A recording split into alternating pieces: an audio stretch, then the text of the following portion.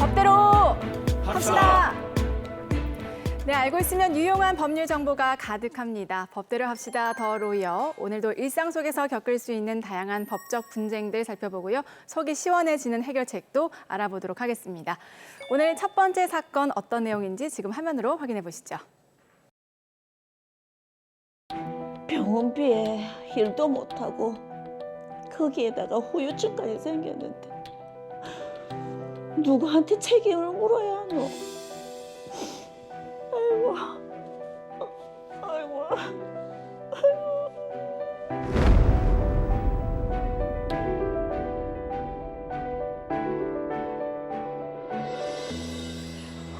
아, 저봐라. 너무 좋다. 야, 공기 진짜 좋다. 야, 얼마 만에 등산이고? 그러니까 너무 좋다. 그때 저기 길 따라서 보행로 쪽으로 쭉 걸어가다 보면 단풍절경이 진짜 멋지단다. 그래, 가보자. 저희는 가을 단풍이 유명하다는 로이어군으로 당일 여행을 왔습니다. 공기 좋은 곳에서 산보를 즐기며 인도를 보행하면서 단풍 절경을 구경하기로 했습니다.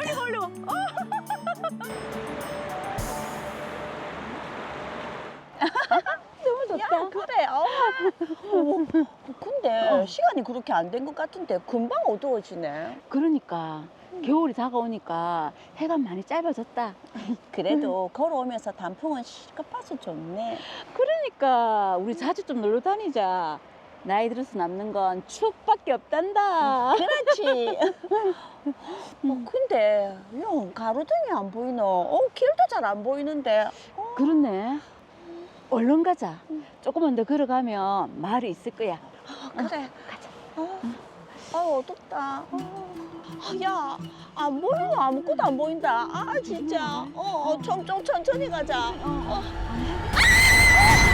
영우가! 영우가!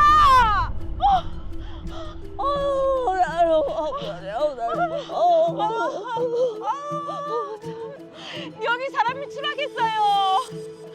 도와주세요. 일단 119 전화기. 무슨 일입니까? 제 친구가 아래로 떨어졌어요. 예? 괜찮으세요? 아유, 높이도 보니까 상당한데요. 여보세요? 119죠? 네네네.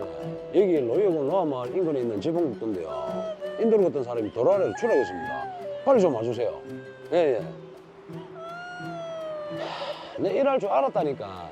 사고 날 것 같아서 군청에다가 여러 차례 민원도 제기했는데 군청에서 조처한다더니. 조금만 참으세요. 119 금방 올 겁니다.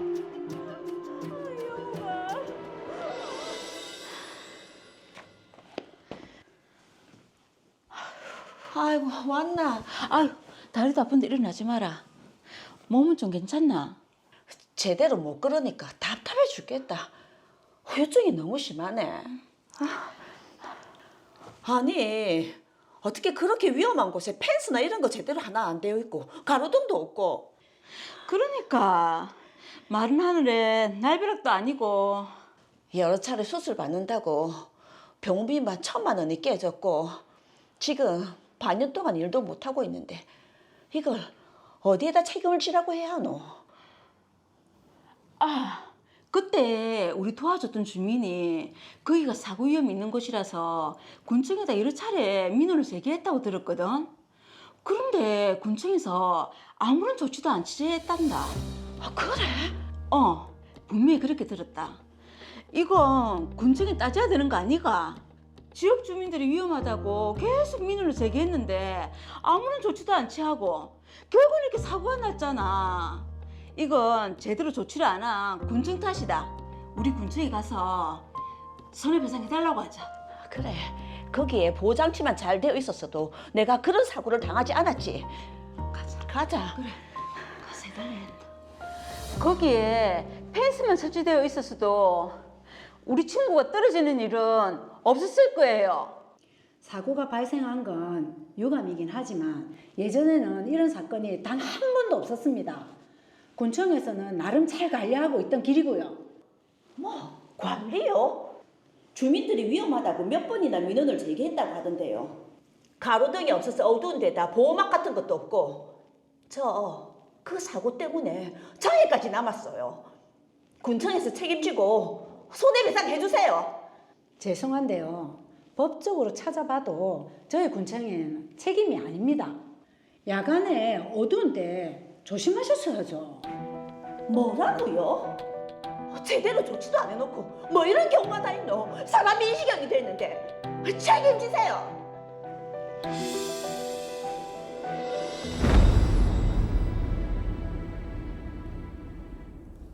마른 하늘의 날벼락도 뭐 이런 날벼락이 없습니다. 보통 이제 인도에서 길을 걷다가 넘어졌는데 크게 또 다치는 경우가 있잖아요. 이런 경우에는 그럼 누구에게 책임을 물어야 됩니까? 과연 이제 기본적으로 누구에게 책임을 물어야 되는지 한번 따져봐야겠죠. 예. 누가 만약에 밀었다거나 뭐 차에 치였다. 그렇다면 당연히 그 가해자가 특정이 될 테니까 그 가해자에게 손해배상 책임이 성립하지 않겠습니까? 네. 그렇죠. 뭐 차 사고를 낸 사람이나 민 사람이 당연히 책임을 져야 되겠죠. 그런데 이제 문제는 이게 누가 민 것도 아니고 뭐 차에 치인 것도 아닌데 갑자기 걷다가 이제 실수로 넘어졌다든지 또 이 바깥으로 추락한 경우 그것도 야간에 이 길이 잘 안 보이는 그런 상황에서 이런 사고를 당했다면 원래는 이제 원칙적으로 보행자에게 책임이 있다 그렇게 볼 수 있겠죠.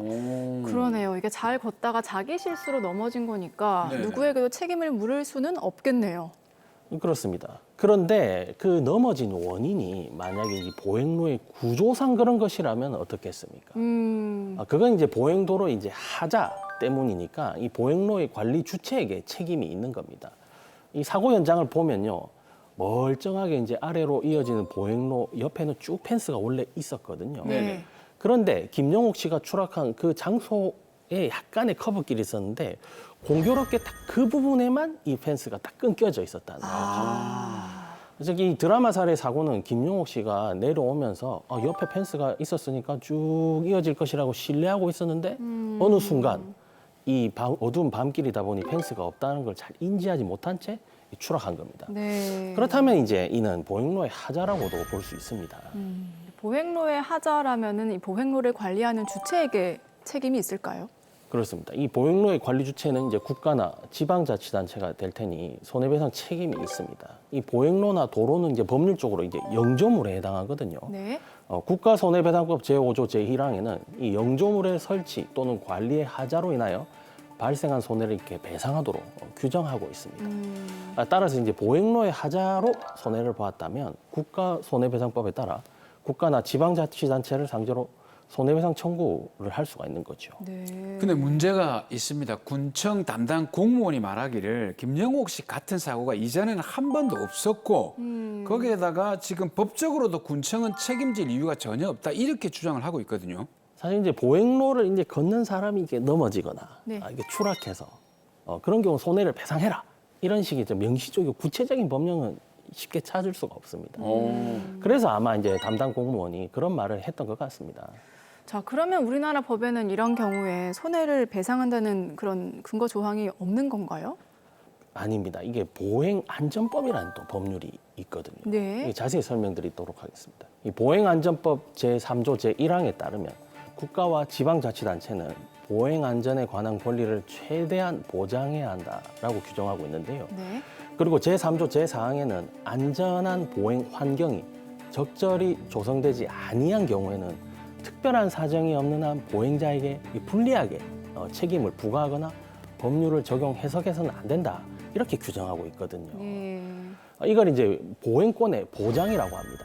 즉 국가와 지방자치단체는 보행권이 안전하게 보장되도록 그리고 보행자에게 불리하게 법이 적용되지 않도록 조치할 의무가 있다 이렇게 볼 수 있는 거죠. 자, 그런데 설명해 주신 보행안전법 내용은 이게 보행 안전에 좀 신경을 쓰라 하는 정도인 것 같은데 구체적인 손해배상 책임도 인정이 될 수 있습니까?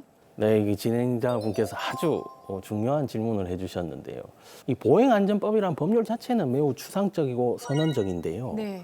자세히 살펴보면 매우 이렇게 촘촘하게 구성되어 있다는 걸 확인할 수가 있습니다. 이 지방자치단체는 5년마다 보행안전 및 편의 증진을 위한 실태 조사를 실시해야 하고 이에 관해서 지역 보행 안전 및 편의 증진 기본 계획도 수립해야 합니다. 예. 그리고 지역 보행 안전 편의 증진 위원회를 열어가지고 보행 안전 및 편의 증진에 관한 지역 주요 정책의 수립 및 조정에 관한 사항을 심의해야 합니다. 매년 해당 지역의 이 보행 안전 지수를 계량적으로 평가해서 행정안전부 장관을 통해서 또 공표해야 할 의무도 있습니다. 이야, 지금 이게 변호사님 말씀 들어보니까 네. 촘촘하게 보행 안전을 위해서 지방자치단체가 해야 할 일이 굉장히 많은 것 같네요.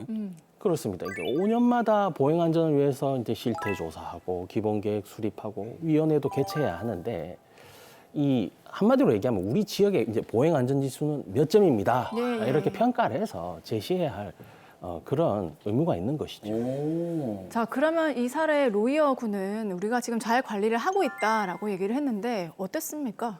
제가 이제 좀 자세히 조사를 해보니까요. 이 로이어 군청에서는 실태 조사도 또 기본 계획도 실시하거나 수립한 적이 없었습니다.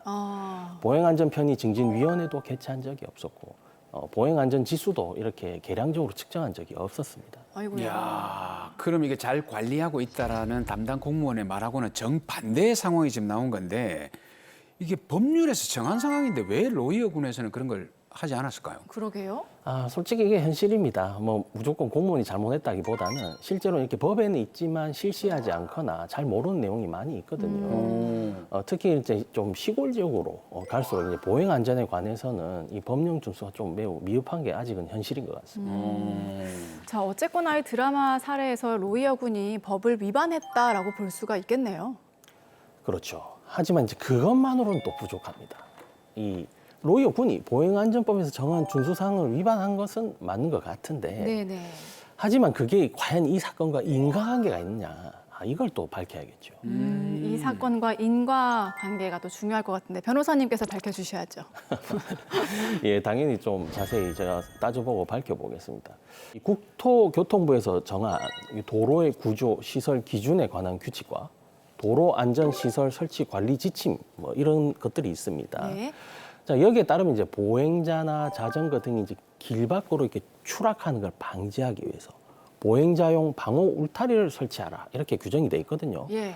자, 여기서 말하는 이제 보행자용 방호 울타리는 당연히 이 펜스도 포함이 되는 겁니다. 네. 자, 오늘 이제 보행자가 다니는 인도를 한번 길거리에서 한번 유심히 살펴보세요. 뭐 펜스가 있다거나 뭐 화단이 있다든지 어떤 조경 시설로 도로와 보행로를 구분한 시설물이 있다는 걸 아마 쉽게 볼 수 있을 겁니다. 네. 네네. 그게 다 이런 지침에 따라 정해진 것이거든요. 그런데 이제 중요한 점은 국토교통부 규칙에는 이러한 펜스 등 보행자 안전 시설이 원칙적으로 이게 중단 없이 연속되고 일관성을 유지해야 된다. 그렇게 규정하고 있다는 점이죠.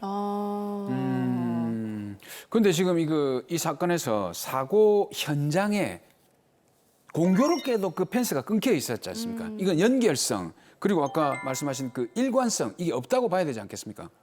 사무장님께서 말씀하신 게 매우 정확합니다. 제가 좀 복잡하게 설명해 봤지만 한마디로 얘기해서 이게 펜스가 커브길에서 갑자기 이제 끊어진 거는 보행자 보호 시설이 연결성과 일관성을 상실한 거죠. 그렇죠. 예. 예. 이게 또 이게 사고의 원인과 연결이 되니까 인과관계가 있다 이렇게 볼 수 있는 거죠. 그러니까 이 펜스가 이게 중단된 건 법령 위반이기도 하고 또 영조물의 하자가 되니까 국가손해배상법 제5조 제1항에 따른 국가손해배상 책임이 성립하는 겁니다. 네. 따라서 이제 로이어 군이 손해배상 책임을 진다 이렇게 볼 수 있겠습니다. 자, 그리고 그 지역 주민인 박도영 씨가 이렇게 말을 했지 않습니까? 사고가 발생했던 곳이 예전부터 위험한 곳이어서 좀 민원이 많았다라고 했는데, 자, 그런데 왜 군청에서는 좀 조치를 취하지 않았을까요? 네, 뭐 원인은 여러 가지가 있겠죠. 예. 아마 뭐 예산 문제가 있을 수도 있고 또 이 담당 공무원이 말한 것처럼 이전에는 이제 이 지역에 사고가 없었으니까 좀 또 안일하게 대처한 것이 아닐까라고 생각이 됩니다. 거기에다가 이제 보행안전 이 관련 실태조사나 보행안전지수 평가도 안 거쳤다고 하니까 네. 결국에는 이제 법에서 이런 걸 좀 조사하고 주의를 기울여야 한다는 건데 그런 게 좀 소홀했던 점이 이 사고로 이어진 원인인 것 같습니다. 자, 일단 로이어 군의 손해배상 책임이 있고 또 손해배상이 가능하다면 손해가 어떻게 또 평가되는지도 궁금한데 김명옥 씨의 경우에는 지금 병원비도 많이 나왔고요. 후유증에 일도 못하고 있는 상황이거든요.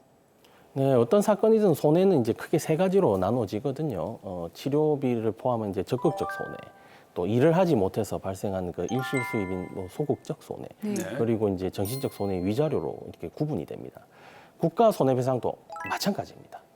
김용옥 씨는 이제 병원비만 1,000만 원이 넘게 들었다고 하는데 이건 적극적 손해가 되겠죠.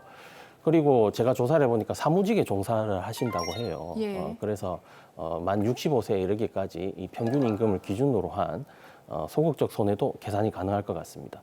그 외에도 이제 정신적 손해는 위자료로 청구할 수가 있겠습니다. 예. 야, 이게 참 김영옥 씨가 그래도 손해배상의 길이 열려 있다고 하니까 다행스러운 일이긴 합니다. 근데 이 담당 공무원이 아까 얘기를 할 때 길이 어둡고 한데 좀 조심을 했어야죠. 이렇게 얘기를 했거든요. 그러면 이게 김영옥 씨에게도 좀 과실이 있다고 판단되지 않을까요? 네, 사무장님께서도 좀 좋은 지적을 하셨는데요. 모든 사고는 사실 또 피해자에게도 일부 과실이 있을 수가 있거든요. 네네. 그날 밤 이제 야간에 이제 길이 쭉 이어질 것이라고 좀 안일하게 신뢰한 부분은 아마 김영옥 씨에게도 일부 과실로 인정될 것으로 보입니다. 사건마다 이게 좀 다르긴 하겠지만 법원에서 책임을 한 60~70% 정도는 제한할 가능성이 높아 보이지 않나 보입니다. 예. 김용옥 씨 스스로도 주의를 기울이셨어야 하지만 또 민원이 들어왔을 때 좀 일찍 조치를 했더라면 이런 사고가 나지 않았을 텐데 하는 아쉬움도 남는 또 그런 사건인 것 같습니다.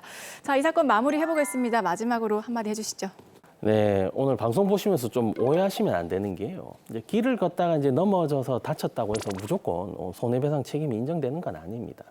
그런데 이제 그 원인이 이제 보행로나 뭐 인근 도로의 어떤 표지판이나 뭐 경계 부분의 하자, 이런 시설의 하자 때문이라면 얘기가 좀 달라집니다. 예. 오늘 주제의 핵심은 이 보행자의 보행 안전을 위해서는 국가와 지방자치단체에게도 상당한 책임이 있다는 점이고요.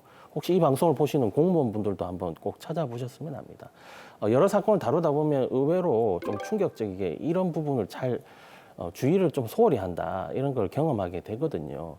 만약에 보행 중 큰 사고를 겪었고 피해가 크다면, 게다가 만약에 그 원인이 지자체 관리 소홀로 의심이 된다면 법률 전문가와 반드시 상의해 보시기를 바라겠습니다.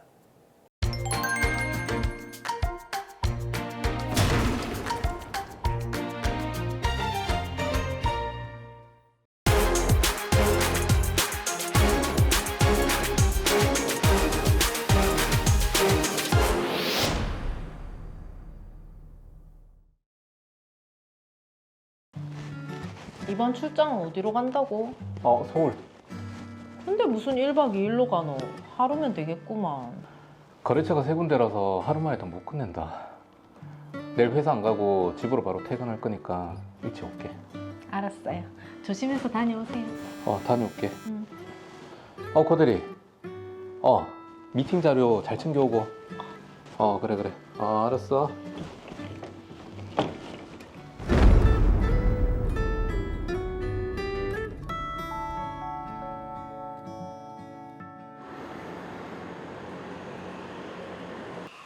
오늘도 야근이라고? 알겠어요. 일 많다고 저녁 거르지 말고.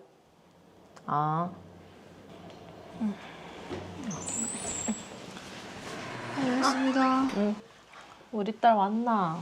공부하느라 고생 많았지. 아빠는?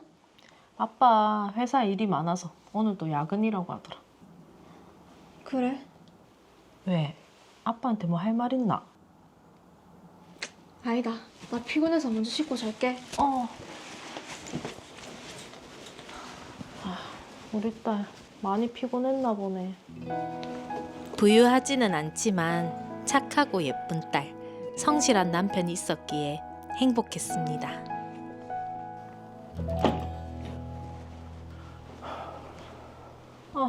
왔어요. 더 자지? 뭐하러 일어나? 밥은? 먹었다. 민주는? 자지. 지금 시간이 몇 시인데. 근데 오늘 많이 피곤했는지 표정이 영 안 좋더라. 별다른 얘기는 안 하고. 무슨 얘기? 아니다. 그럼 뭐 공부하는데 힘든 거 없나 싶어가지고. 웬일이고 평소에 애 공부하는 거 관심도 없는 것 같더니. 별소리를 다 한다. 더 자라. 나는 자료 찾을 거 있어가지고 마저 하고 잘게. 일이 그렇게 많나? 돈 벌기가 그래 쉬운잖아. 이번 주는 내내 야근할 것 같아. 잘해. 많이 바쁘신가 보네요. 다정하진 않았지만 가정을 위해 열심히 일했던 남편. 술도 잘 마시지 않는 착실한 성격이었기에 잦은 야근, 출장에도 의심보다는 안쓰러운 마음뿐이었습니다. 그렇게 행복할 줄만 알았던 우리 가족에게 불행이 닥쳤습니다. 간호사한테 진통제 좀 더 달라고 해라. 아파서 미치겠다. 여보, 조금만 참아봐라. 진통제 맞은 지 얼마 안 된다, 여보. 남편은 췌장암 말기 판정을 받았습니다. 너무 늦게 발견해 암세포가 온몸에 전이됐고 희망이 없는 상황이었습니다. 결국 남편은 투병한 지 6개월 만에 사망했습니다.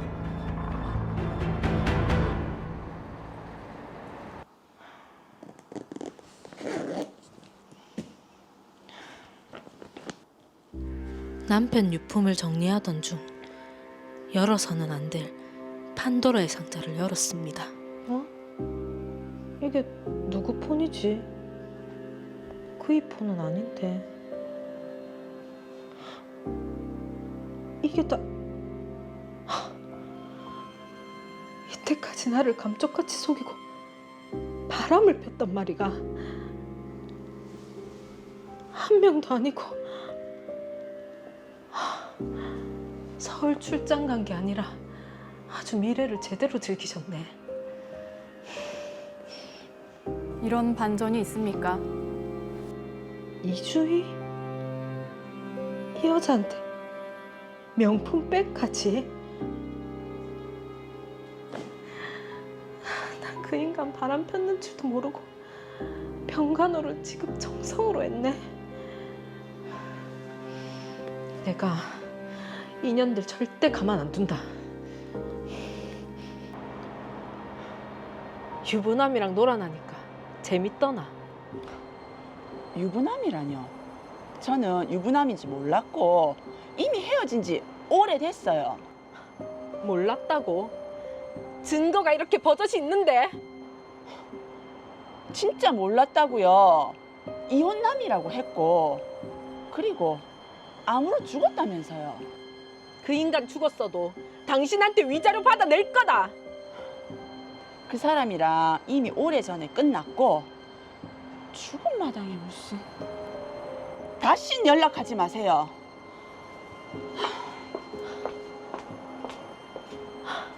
사망한 남편의 불륜녀들과 대면 중 더 충격적인 사실을 알았습니다. 어떻게 직장 상사랑 바람을 필 수가 있노 당신?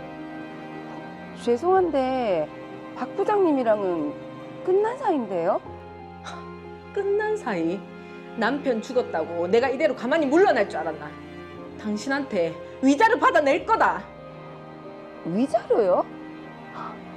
3년 전에 당신이 우리 사이 안다면서 그만 만나라고 문자했었잖아요. 3년 전? 그게 무슨 말이고. 남편 유품 정리하다가 이번에 알게 됐는데. 참나, 연락했었잖아요. 그래서 그때 헤어졌고 소멸시효 지났으니까 소송을 하든지 말든지 마음대로 하세요. 누가 연락을 한 거죠?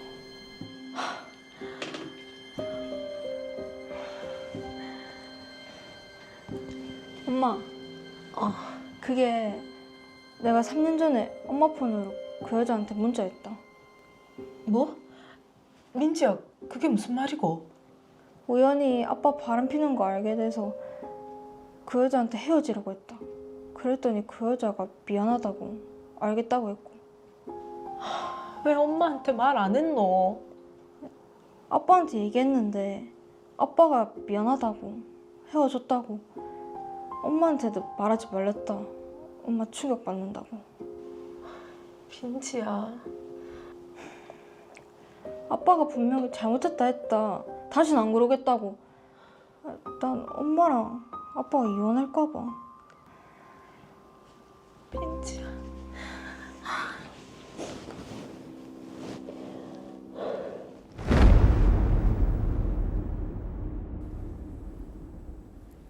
네, 사망한 남편이 살아생전에 바람을 폈다는 그 사실만으로도 굉장히 충격적인데 지금 내연녀들의 태도가 뻔뻔해서 정말 열받습니다. 그렇습니다. 네. 자, 김정현 씨처럼 배우자가 세상을 떠난 이후에 외도 사실을 알게 됐을 때 배우자와 외도를 저지른 상대방에게 법적 책임을 물을 수 있는 건지 자, 궁금합니다. 문지영 변호사님 어떻습니까? 네, 결론은 가능하다는 것입니다. 예, 배우자와 이제 내연녀는 공동 불법 행위자입니다. 예를 들어서 같은 시간 같은 장소에서 두 명이서 같이 나를 때렸다면 그 둘은 공동 불법 행위자고 저는 그 둘 중 누구에게라도 제 손해배상 전액을 청구할 수 있다는 것입니다. 네. 남편이 사망했다 하더라도 김정현 씨는 남편과 공동으로 나에게 고통을 가한 자, 내연녀를 상대방으로 해서 손해배상 청구를 할 수 있습니다. 일단 가능하다고 하니까 또 다행인데요. 자, 그런데 상간자 소송을 할 때도 조건이 있을 것 같은데 특히나 이런 경우는 지금 배우자가 사망을 하셨기 때문에 조건들을 좀 더 꼼꼼하게 따져봐야 되지 않을까라는 생각이 들어요. 예, 소송에서 이제 몇 가지 법률 요건들이 있습니다. 우선 가장 중요한 게 뭐 몇몇 예외가 있긴 하지만 우리가 살아가면서 겪게 되는 대부분의 권리 의무 관계에는 시효가 있다고 보면 맞습니다. 네. 어떤 형태의 소송이건 이제 그 첫 번째로는 그 권리의 수명, 시효가 문제됩니다. 보통 법률 상담하면 변호사들이 첫 번째로 묻는 게 언제 있었던 일인가요? 하는 것이거든요. 그리고 상간자 소송에서 넘어가야 되는 그 추가적인 두 가지 고개. 즉, 첫 번째 부정행위 자체가 있었어야 되고요. 네. 당연하죠. 그리고 두 번째 고개, 그 상간자가 내 배우자가 배우자 있는 자임을 알았어야 한다는 겁니다. 승소까지는 이제 이 세 개의 고개를 넘어가야 하는 겁니다. 네. 우리 사례에서 고아정이 시효를 문제 삼거나 또는 이주희가 박미남이 유부남인 걸 몰랐다라고 하고 있는 게 그냥 하는 소리가 아니라는 거죠. 그러니까 고화정 씨가 그런 내용을 알고 시효가 지났다라고 얘기를 한 것 같은데요. 자, 그럼 지금 시효가 지났으니까 김정현 씨는 소송을 제기할 수 없는 걸까요? 아니 지금 그 시효 얘기하니까 나왔는데 그 연락이 와서 그만 만났다고 했잖아요. 예, 예. 그 연락을 김정현 씨가 한 게 아니라 딸 그러니까 박민지 양이 연락을 했다는 거예요. 그러면 그 당시에 부인이었던 김정현 씨는 전혀 이 사실을 몰랐다라고 봐야 되지 않나요? 예, 그렇습니다. 이제 말씀하신 사실관계, 즉 딸이 연락을 했었다라는 부분을 입증한다면 그러면 당연히 김정현 씨가 안 것이 없기 때문에 소멸시효로 인한 불이익을 받지 않습니다. 불법행위에 대한 소멸시효는 가해자를 안 날로부터 3년, 그 행위가 있은 날로부터 10년의 제한을 받습니다. 근데 다만 하늘도 알고 땅도 알고 나도 알지만 법원에서 이제 이것을 입증하는 부분은 좀 다른 문제입니다. 그렇죠. 소송에서는 이제 진실이 아니라 증거로서 입증되는 것만 사실로 인정받기 때문입니다.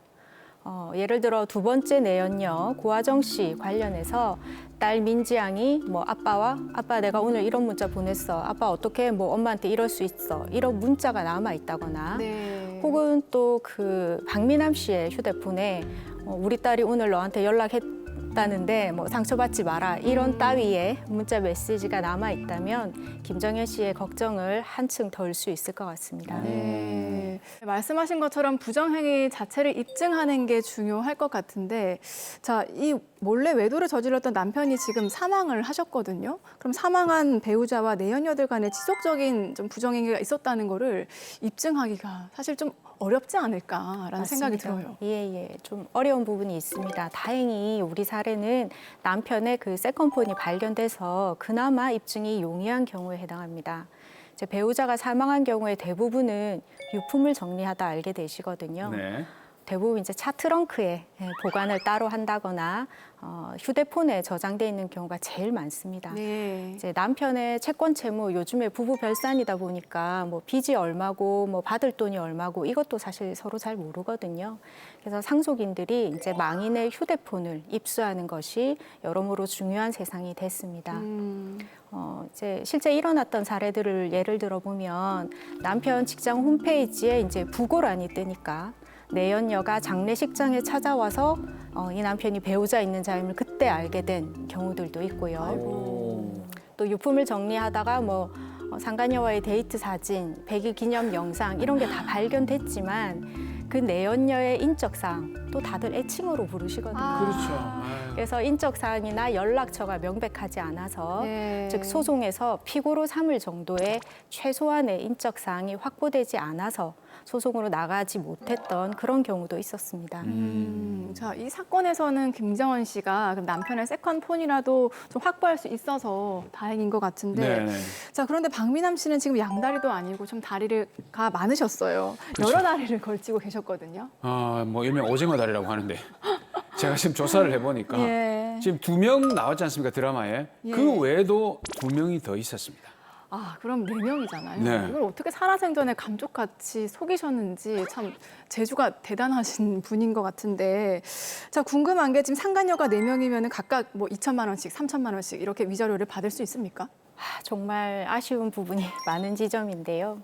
그 배우자가 받는 충격이라는 것은 당연히 부정행위 상대방이 몇 명이냐, 횟수가 어떻고 얼마나 오래 부정행위를 저질렀느냐, 그 기간에 따라서 크기가 다 다르지 않겠습니까? 그렇죠. 네. 네.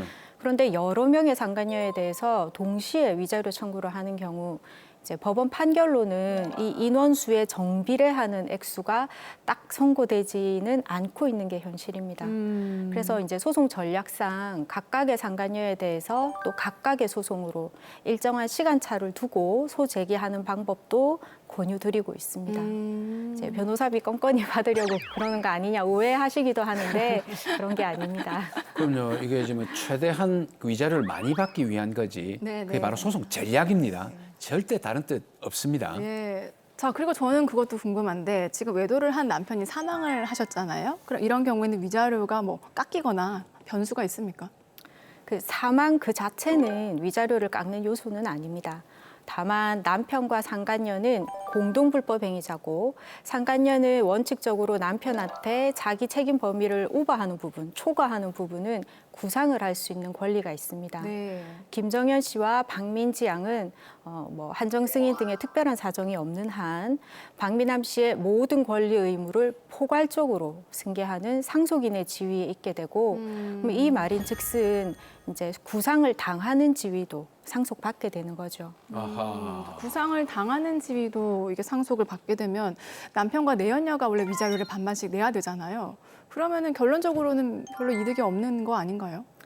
딱 책임 범위만 생각하면 이제 상간녀의 책임 범위만큼의 이득이 있는 것인데 네네. 보통은 이제 연대해서 전액을 받고 구상을 당하는 쪽이 많기 때문에 망인을 상대로 구상 소송까지는 현실적으로 잘 하지 않는 경우가 많습니다. 그리고 또 뭐 제가 좀 조사를 해보니까 남편 박미남 씨가 네. 내연녀들에게 이렇게 명품 선물을 아주 잘했더라고요. 아이고야. 돈을 펑펑 썼더라고요. 그리고 또 하나는 또 이주희 씨가 집을 구할 때 보증금을 또 부담했다는 또 어떤 추정할 수 있는 자료들이 나왔거든요. 이런 게 더 열받네. 네. 그 이런 모든 돈들을 합산해가지고 위자료에 좀 반영할 수 없습니까? 당연히 반영해야 됩니다. 예. 그 우리 법원이 이제 판결문 등에서 판시하고 있는 위자료의 참작 사유는 둘이 저지른 부정행위의 경위, 기간 정도, 그리고 이 원고와 배우자 사이의 혼인 기간, 파탄 경위, 그리고 부정행위 발각 후의 정황, 사과를 했는지 안 했는지 이런 것들, 변론 과정에 나타나는 재반 사항 등입니다. 이제 남편과 내연녀 사이의 경제적 관계는 법원이 판결문에서 딱 명시적으로 참작 사유로 거론하고 있지는 않습니다. 다만 이제 실무자인 제가 느끼기로는 현실적으로 분명히 반영이 되고 있습니다. 네. 그래서 저희가 소송 수행을 하면서도 내연녀에게 말씀하신 명품 선물, 예. 가방, 액세서리, 그다음에 뭐 동거하는 집에 그 집 얻는데 보태라고 준 돈들, 예. 뭐 차량을 선물해 줬다라든지 또 1년에 수회 밀월 여행을 가면서 그 비용을 남편이 다 댔다라든지 이런 사정들을 빠짐없이 법원에 어필하려고 노력합니다. 자, 그리고 김정현 씨도 그렇지만 딸, 박민지 양도 아빠 분류는 알았을 때 또 얼마나 충격이 컸겠습니까? 맞습니다. 미성년자라서 더 충격이 컸을 것 같은데요. 이제 배우자 외에 나머지 가족들이 부정행위 관련해서 위자료 청구를 할 수 있느냐 이런 문의가 많으신데 일단 부부 공동생활을 침해받은 것에 대해서 내가 배우자로서의 권리를 주장하시는 거기 때문에 자녀들이 이것을 청구하는 것에는 법리상의 어려움이 다소 있습니다. 다만 이제 그 가정 자체의 파탄을 이유로 해서 자녀들이 참가를 한다 하더라도 현실적으로 위자료 액수가 늘어난다고 보기는 좀 어렵습니다. 한 명이 소를 제기하든 또 자녀들과 함께 제기를 하든지 간에 청구권자 수에 또 좀 정비례하는 금액이 선고되는 사례는 저는 아직 보지 못했습니다. 자, 저는 또 이것도 궁금합니다. 지금 박미남 씨 내연녀들도 이제 가정이 있을 텐데 내연녀들의 배우자가 상간다 소송을 할 수 있습니까? 네, 할 수 있습니다. 이렇게 되면 아까 말씀하신 것처럼 이제 경제적으로는 이득이 없는 상황이 벌어지게 됩니다. 네. 김정현 씨와 박민지 양은 박미남 씨의 상속인입니다. 박미남 씨가 각 내연녀들이 유부녀인 것을 알고 부정행위를 저질렀다면 그리고 또 그 시효가 도과하기 전이라면 내연녀들의 남편들 역시 박미남 씨에게 그 불법 행위를 원인으로 하는 소송을 할 수 있고 박미남 씨가 물어줘야 되는 손해배상 책임은 그 상속인인 김정현 씨와 박민지 양의 몫이 됩니다. 또 이 경우에 상속인들이 손해를 배상해줬다면 그 책임 비율을 초과하는 부분은 내연녀들에게 구상하실 수 있는 것 역시 동일합니다. 네. 자, 이 사건 마지막으로 정리를 해보겠습니다. 시청자분들께 한 말씀 해주시죠. 예, 배우자의 사망은 본인의 권리 행사에 장애 사유가 되지 않습니다. 다만 피고를 특정하는 문제, 그리고 망인의 경우 입증 방법의 문제와 상속인 지위와의 연관 등 여러 문제가 있기 때문에 법률 전문가와의 상의 후에 현명하게 진행하시기 바랍니다.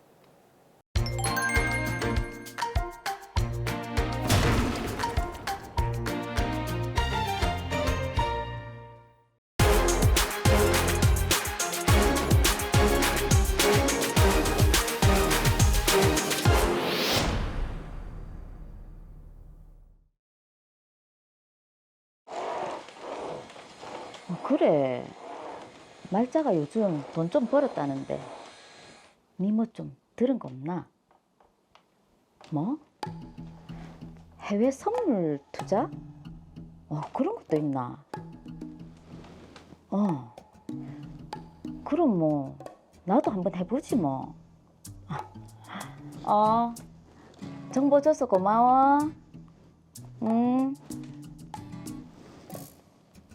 말자가 선물 투자로 재미를 봤다는데 내라고 못하겠나? 나도 이참에 대박 좀 쳐보자.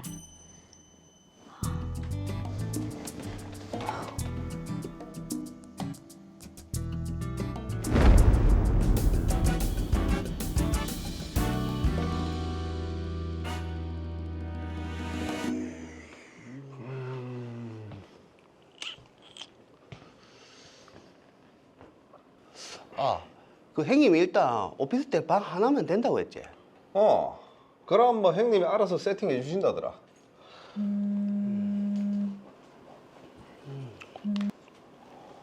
예, 형님. 예. 채팅방 관리요. 그럼요. 저희가 또 컴퓨터 앞에서 하는 건 또 뭐든 잘한다 아닙니까? 예. 그 임차하면 기기 바로 넣어주신다고요? 알겠습니다. 예. 맞지? 식은 죽 먹기네. 그래. 그러면 우리 뭐 리딩방 관리 좀 하게 손 좀 풀어볼까? 좋지. 간만에 손 좀 풀어볼까?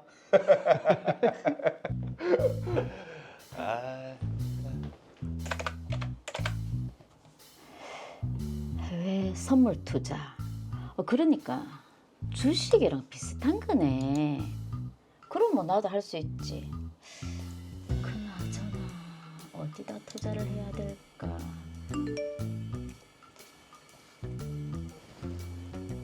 해외 선물 투자 종목을 추천해주는 리딩방이 있다고? 어딨어? 내를 보고 있나? 어쩜 이렇게 딱 맞게 이런 정보가 들어오노? 저런 경우 참 많죠.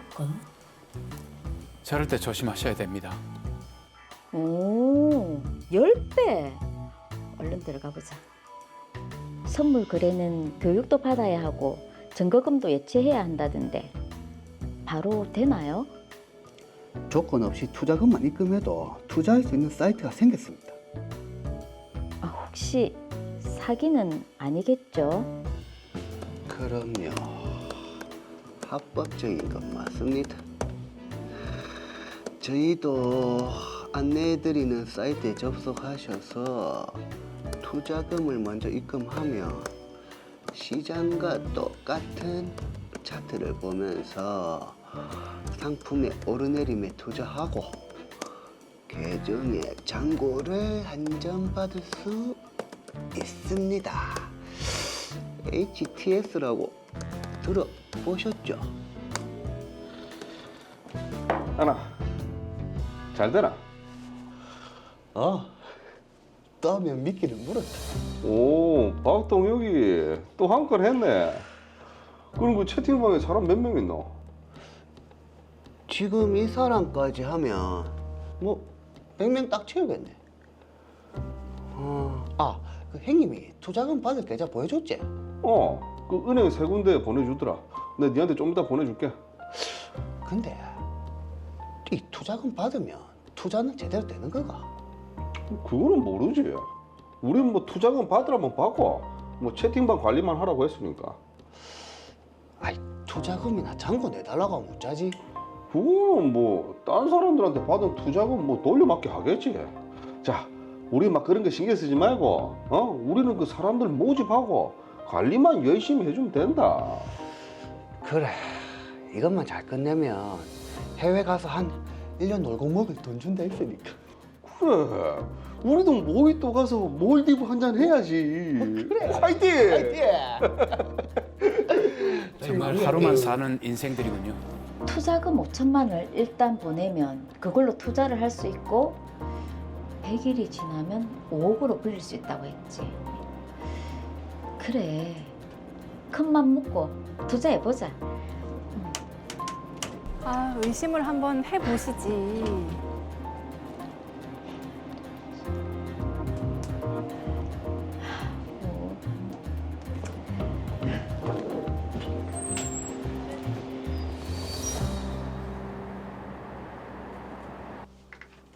오, 드디어 좀 올랐네.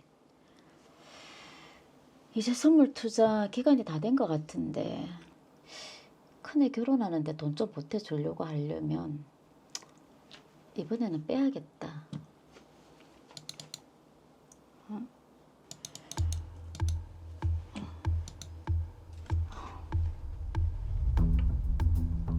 네, 이거 수익금 출금을 하려고 하는데 자꾸 지연이 됐어요.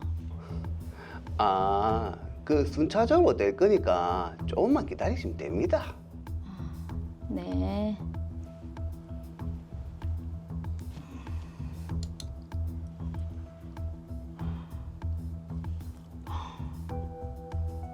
기다리면 된다더니 계속 그대로인데. 일단 담보 일부 금액만 좀 빼야겠다. 이게 뭐고? 계정 비밀번호가 바뀌었다고? 조금 전까지만 해도 됐는데.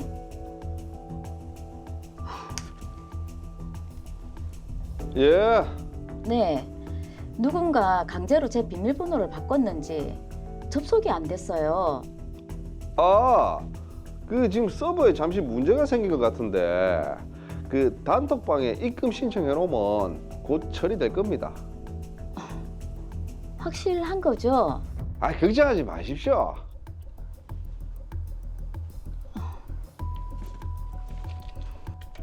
알려준 대로 했지만 저는 투자금을 돌려받지 못했습니다.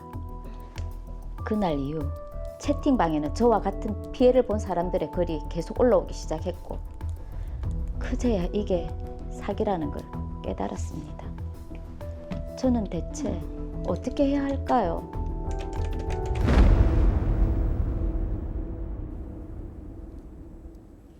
네, 영순 씨가 사기를 당한 것 같습니다. 박보영 변호사님, 요즘 이런 투자 사기 많이 일어나고 있죠?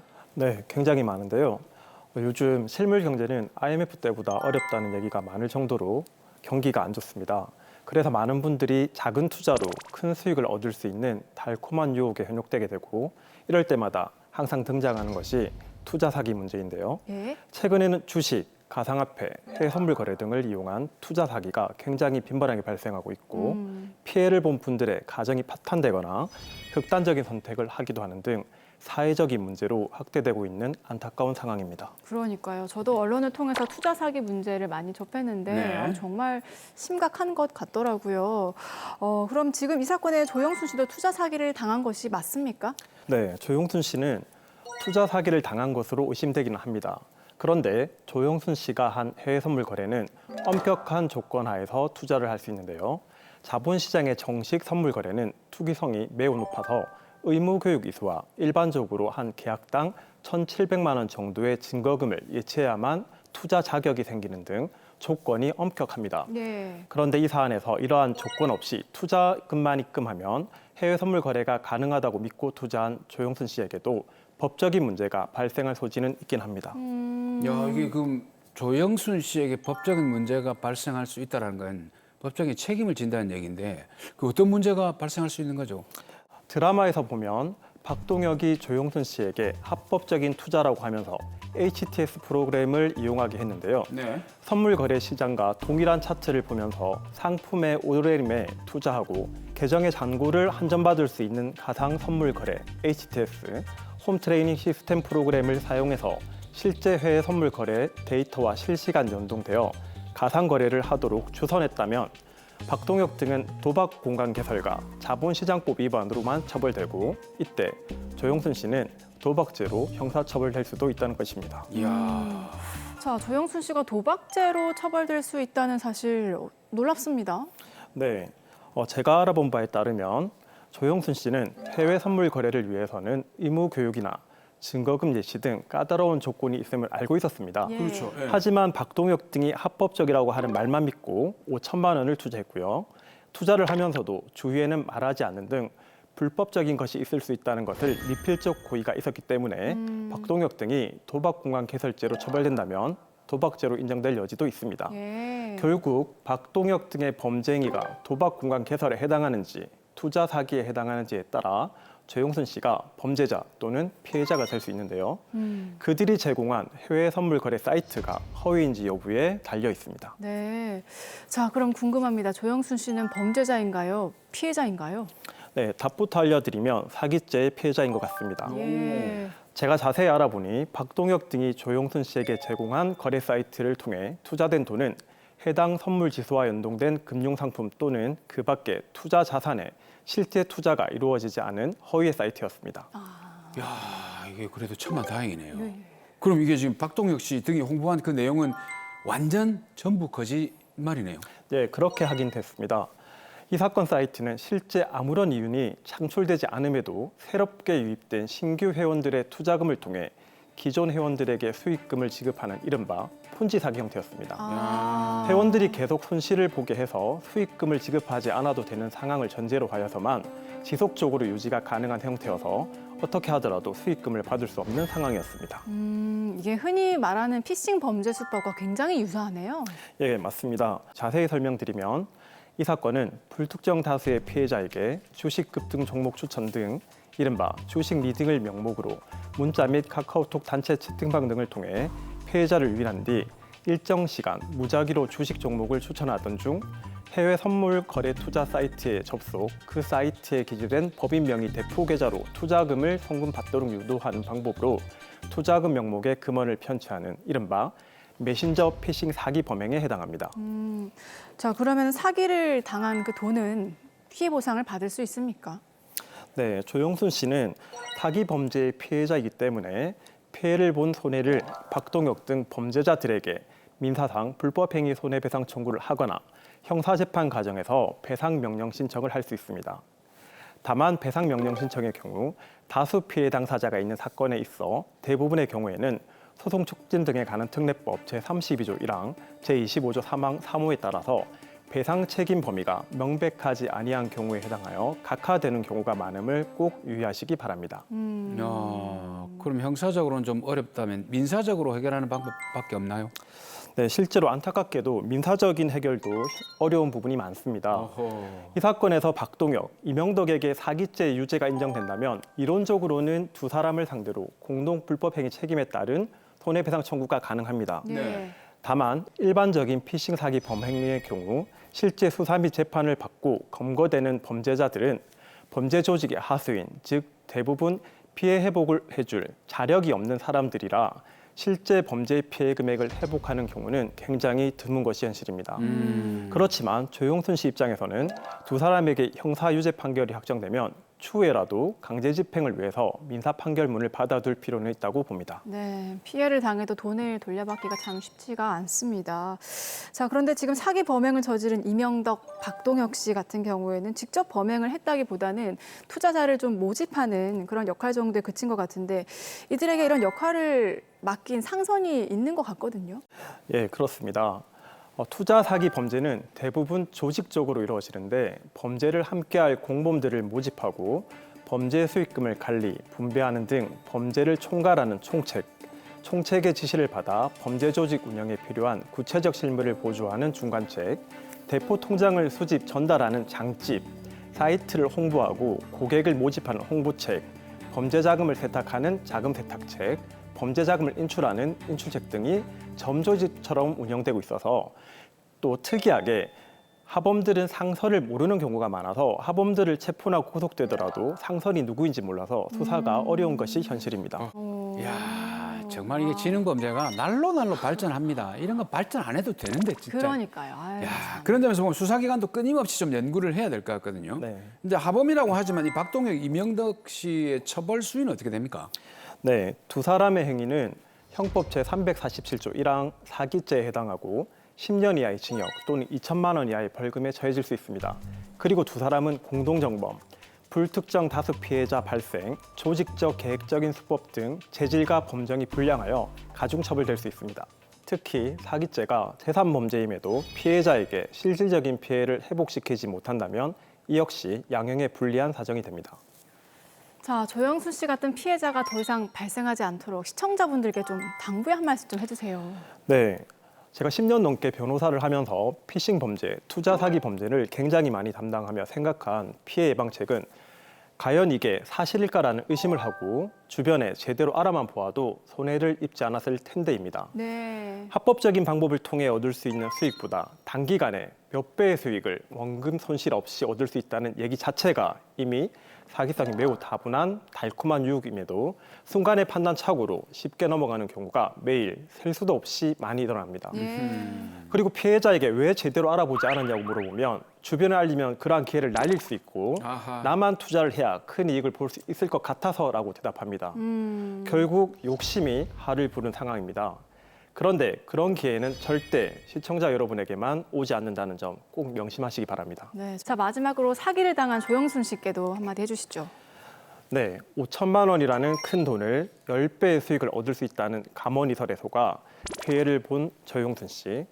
일단 박동혁과 대한 문자나 톡자료, 통화 녹음, 계좌이체 내역, 선물 거래 사이트 정보 등 사기 피해 증거를 정리해서 수사기관에 신고를 하고 동시에 박동혁과 이명덕을 상대로 공동불법 행위를 원인으로 한 손해배상 청구를 해서 판결문을 받아 추후 강제 집행을 할 수 있도록 집행 권한을 획득하시기 바랍니다. 그리고 혼자서 이러한 상황을 감내하면 정신적 고통이 너무 심하기 때문에 용기를 내어 가족들이나 지인들과 상의하고 정서적 안정을 위해 정신과 심리 치료를 받으실 것을 추천드립니다.